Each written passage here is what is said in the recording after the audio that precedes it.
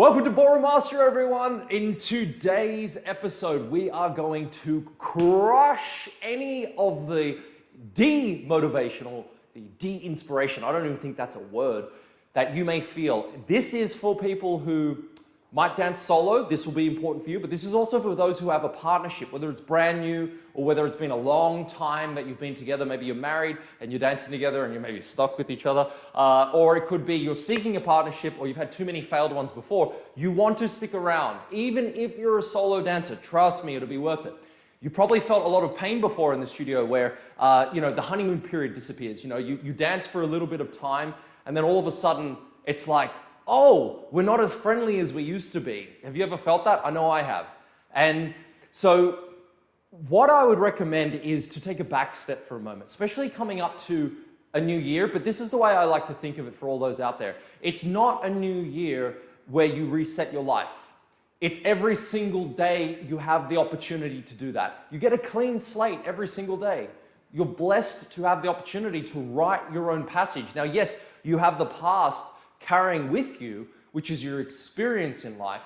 That doesn't need to be the indication of future success, okay? So how you did it yesterday, how you're going to do it tomorrow, do not have to be the same thing. Unfortunately though, most people rely on the habits of yesterday to think that that's going to change the results of tomorrow. It's just not how it works.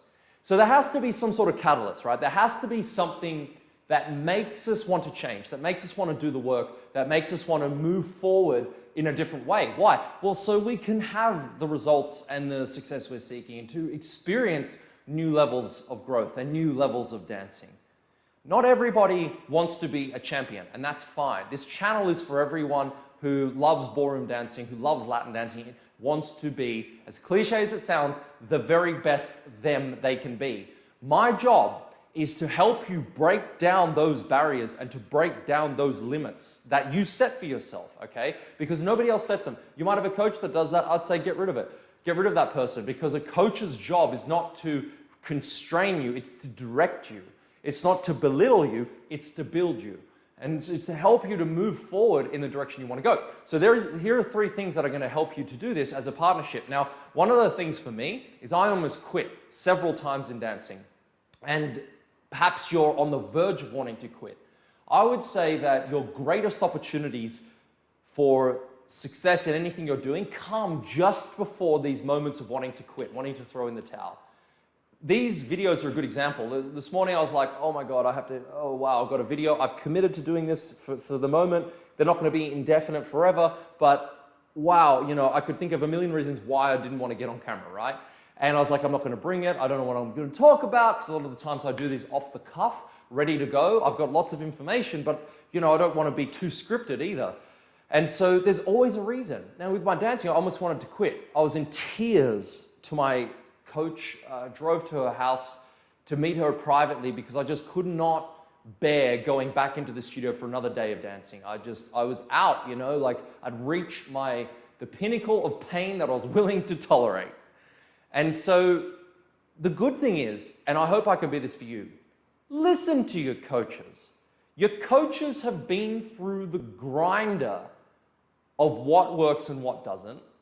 They've also understand from experience how things should play out and what can work. Now, no one's got a crystal ball. My point is this: listen to your coach, okay? Because I would have quit several times if I didn't. I'm sitting there and I'm so emotionally shaken because I've put so much of my life into dancing. We're only a few years into wanting to do something serious with our dancing. And I was like, man, I put so much time and effort with her. And if we actually go through this, I don't know. I don't know if this is going to work. And I don't know if she's the person I can do this with. So I'm actually going to move city because I'm so serious about my dancing. I'm going to go find someone else to dance with. She's like, Vaughan, you're an idiot. Do not do that. And I was like, well, taken aback a little bit. I was like, why is she saying this? See, I didn't get offended. I was like, why is she saying that? And so I left that place thinking, she never really gave me an answer, and I'm not really going to give you an answer. I think it's important that you realize that the moment you quit, you become a quitter and you get nowhere. In fact, all your effort has been in vain, really, except, it does add to your life experience, but it doesn't, you haven't really directed it to an end goal yet. And so I looked at this and went, you know what? If we can't make this work, then how on earth am I going to make it work with the next person? You see, the grass is not always greener. And it's very tempting in dancing to look at that other couple and go, wow, they've got it. They are doing so good. If only I had him, you know, if only I had her, would I be good, right? That is not how it plays out. Point is the grass is not greener. You still have to till that soil, mow that soil. You have to pluck the weeds. You got to water it. You know, you got to fend off the birds and the pests. It takes work. So you might jump the fence and hop in that field. Guess what? Guess what's going to happen? It's fucking work no matter what. It's work no matter what. You hop into that field, it's going to be different level of work depending on who it is. It might be harder than before because everybody's got a mask on. You don't know what someone's like till you really start working with them. That's what I said before. The honeymoon period dies and then you start going, oh, this person's they're a bit bitey. They're a bit of a bitch. They're a bit mean, right? Oh, I didn't realize that. Well, yeah, everyone can be. And in dancing, you're in someone's personal space. Most of the time, they've just done a full day of work. So then you're in a space where it's like you are forced to be face to face, body to body, when you're sometimes at your lowest and sometimes at your highest, okay? And so you're in a place where it's real, it's life evolving and happening right in front of you.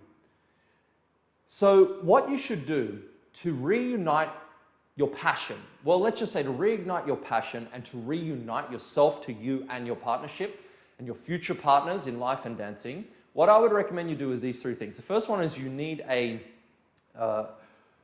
shared goal. That's the way to think of it. You need a shared goal. Not just your own personal goals about why you dance, a shared goal. Now, I'm going to ask you a question. Do you actually know what your partner's goals are? Well, therein lies a problem, don't you think? It's like, oh my God, I've never asked them. Yeah, you just turn up to dance and you don't even bother saying hello really, or you're late and you don't apologize, or you come in and it's like, oh, you get all frantic and you dance and it's like, and then you leave and then weeks go by and months go by and you start wondering, why aren't things working the way I want? Or you keep going up to competitions, getting your butt kicked, or you go into Pro-Am and it doesn't work out the way you want and you swap coaches because you think 50 different coaches are gonna make you different and better. No, shared goals, united goals. You've got to know where you're heading specifically, like to an actual endpoint within a 1 month, 12 month, maybe even a couple of year period. It's very, very important. So I would sit down at the beginning of each year with Alison and I would have a plan. I called it the dance plan. And in that I would have detailed each dancer's goal. So what I want for cha-cha, what I want for samba, I'd get her to do the same. But I'd say, this is where we're lacking, what I think. These are our competition goals. Like, where do we want to go? They're stepping stones to the realization of what we call a vision. You must have a united vision. This would be the second thing. Your vision is, what are you actually trying to do in the greater world of dancing? Like, how do you see it? I used to see myself as a dancer going out and being able to travel the world, right? To see exotic locations, to see beautiful lands, to meet new people, because I love travel. I think it's romantic. I think it's fantastic. I think it's an amazing thing. And dancing is a doorway to have an excuse to go into a country. It's like you get to compete for a day and see it for a week. And so the vision was that. We wanted to work with the best coaches in the world. Our vision wasn't necessarily to win certain competitions. Sometimes it was, but it wasn't. That was really a goal more than anything. Some people's vision might be crowning world champion. Well, there's only one of those every year. So if you don't get that, how else are you going to derive meaning from what you do? So the vision of a couple is vitally important. The vision for your own life, the vision for yourself, where you're going, and then the vision of the united group, because that's going to steer you in the right direction. Without that vision, you are like a ship without a rudder. You're just like going with the wind and with the tide. You have no idea what's going to happen or where you're going to go. The last thing you need is a seriously, seriously compelling and strong purpose. Did you hear me now? Strong purpose. Strong purpose. A why power. Okay? Now, we all do things, whether it's conscious or unconscious, meaning whether we're aware of it or not aware of it, for a positive intent. Now, a purpose is not necessarily, is a little bit more more than just a positive intent. A purpose is like a fundamental meaning behind the suffering.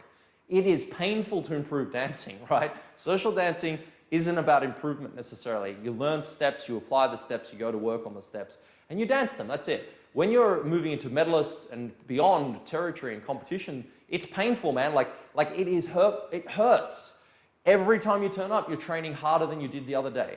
Right? You're better, but you're now getting stronger, but you also get sorer. And if you're not feeling that, you're certainly not training the right way. And so as a couple, why are you doing it? I mean, really, because that intrinsic power is going to push you to go in early and to stay late. The dancer that comes to me and they say, Vaughan, I want to be beautiful. I want to be this, I want to be that. I'm like, words speak so softly, I can hardly hear you. Your actions speak louder than words. I don't care what you say, show me what you're doing. Because you're turning up late all the time and you barely practice. So, you know, you got to get a little reality check. You're not going to get to where you want to go. And the reason for that is not because you don't have the ability to do it, or you may not have the physical limitations or the financial restrictions. You can do whatever you decide upon. It's simply because you don't have a strong enough reason to get in early and stay late. You don't have a united vision that you're going for. You don't know what you're building towards. And your goals are weak, then don't have power in them. So one of the reasons why goal setting doesn't work is because most people set either not necessarily the wrong goal, but a weak goal. And a weak goal has no motivating force. And so those three things, above all, are going to start to steer you in a new direction. I do this all the time in my own life. I'm writing my goals out, I'm setting them out, not just for the new year, but every day I'm like, where am I going? Why am I doing this? Do I want to do this? Is this the direction I want to go? And it's not being doubtful or cynical or negative. It's just, where is it all happening? Because time goes by. And I don't want you wasted doing something you just aren't enjoying. You can derive more meaning from the suffering of it all if you know where you're going and why you're going and when you're going to get there. All right, this is Vaughan. I want to thank you for tuning in. Christoph and anyone else who left me a question, check back on Wednesday. I'll look forward to addressing that for you. In the meantime, I look forward to seeing you and on the dance floor, and we'll master the art of ballroom dancing together.